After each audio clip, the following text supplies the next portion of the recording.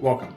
My name is James Sackey. I'm the marketing director for the Vant Group and your host for the quarterly Deal Pulse, where I'm interviewing top deal makers. So I'm a partner with Blank Rome. So in Escort, we are a direct lender. For their insights and their feedback. I think on some of the sell side, you've got some companies that are in a little bit of trouble now. On what's going on in the transaction world. Let's get to it. Thank you for joining us. Today I am joined with Armani Miller-Jackson, wealth manager with UBS. Armani, thank you for joining us. Tell us about yourself. Tell us about your team. Absolutely, James. Thank you for having me. It's a pleasure to be here. I am a wealth manager at UBS Financial Services. I've been in the industry coming up on 10 years now. I'm originally from New York City. I've been moved to the DFW region about 2 years ago. To be specifically with the team that I'm on now at UBS. Advisor with the Kravitz Group. We're a multi-generational wealth management team.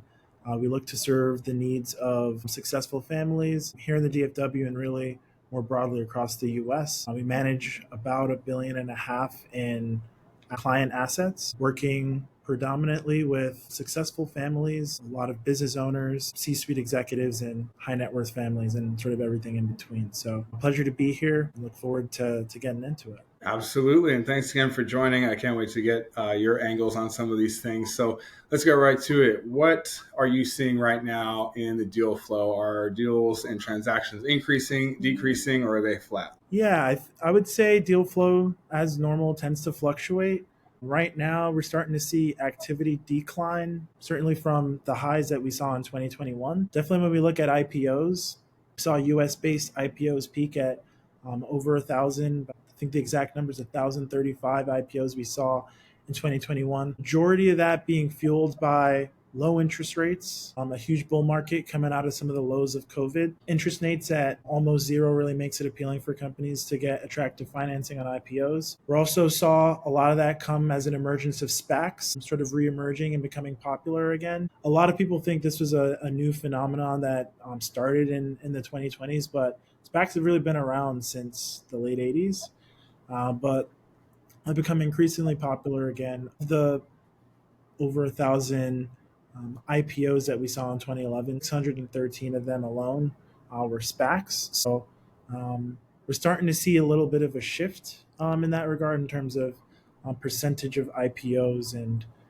what that looks like in the M&A market. Interesting points. So the decreasing deal flow, but the SPACs have been having a lot of activity. So how have investor expectations or investor behaviors changed in the last 90 days? Yeah, definitely. Well, we're seeing a lot of the decline in deal flow because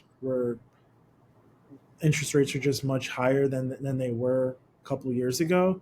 As far as investor behaviors and activity right now, certainly post-Liberation Day, we probably used the word tariff more in the last 2 months than we have in the last 2 decades. We felt a lot of the volatility across the world in early April certainly hit home here in U.S. markets as NASDAQ was down 20%, S&P was down 15% from some of those January 1st values. Markets are continuing to respond well to the pauses that we've seen in tariffs, and investor sentiment is that we're likely to get out or arrive at some sort of trade deal that's better than our current trade agreements. But it is important to note right now that these are pauses. No real conclusions have been drawn yet, and negotiations are still in place. So if we were to have this conversation early April, I would say sentiment's quite dire, but sentiment's certainly starting to improve. Bonds are doing well. Private equity and alternative investments, depending on where you find yourself, are certainly attractive ways to hedge against some of the volatility we're seeing in public markets. Yeah. Some of these pauses have left the door open on the conversation for sure. I think some of the volatility has smoothed out a little bit since a few months back. So that's nice. Hopefully we can get some conclusive information for the back half of the year. So are you noticing any red flags that are killing deals early in the process? So I would say the biggest red flags in deals typically are going to be just inconsistency in financials, not having your books in order, not having the right management team in place to really ease things in the transition and allow whatever operational synergies that are coming into the business really be maximized by having a team in place that understands the business and is going to smoothly transition that business to its next stage, and lack of customer diversification. You can be a high generating company if two of your customers are your largest revenue generators. I mean, that's great. Revenue is always a positive thing, but looking at ways to diversify your client base and your customer pool makes you that much more attractive to PE firms, third-party buyers in your space, and really any of the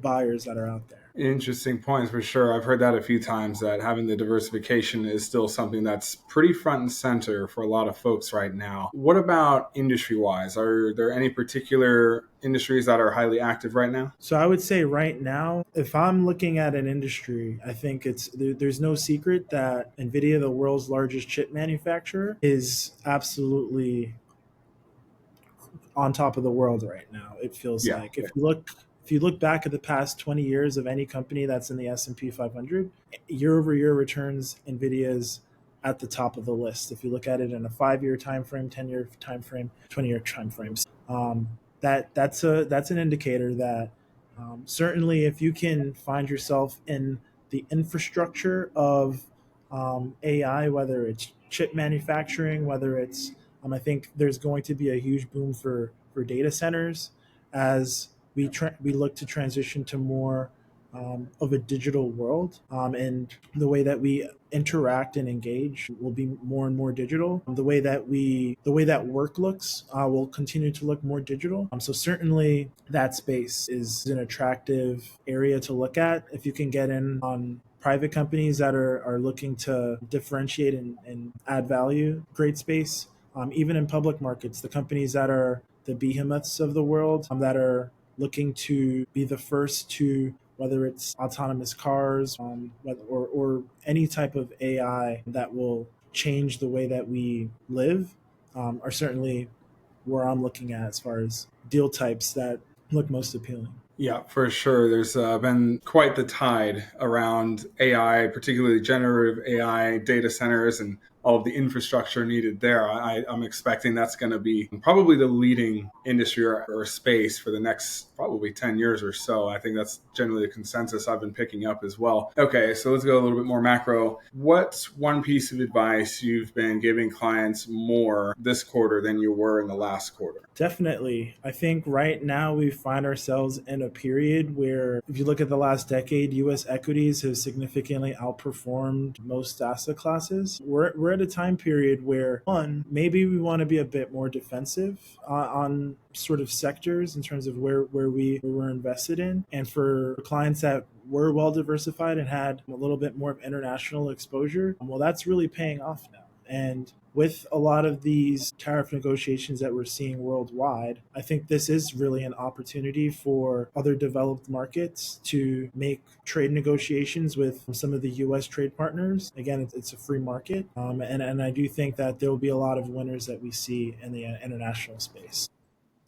Interesting perspective for sure on the international component there. I think you'll probably have to be very well guided and have, probably turn to your advisors if you're looking to go international. I'm thinking just because of the current geopolitical climate, the new administration, and so on and so forth. Okay, so last question. If you had to bet on one shift coming in the investment world, what would it be? Yeah, well, alternative investments are big. There's been a lot of change in sentiment that you've seen when it comes to crypto. Now, a lot of the big firms have come out and share their perspectives on it being used for not always the best reasons in terms of some of the players. And unfortunately, with lack of regulation, there can be some bad actors. But as we look at it as a alternative investment and a hedge to some of the public equities and even private equities for that matter, Bitcoin just reaches an all-time high. And I do think some of the stable coins are certainly attractive considerations to have as you think about how to diversify a portfolio.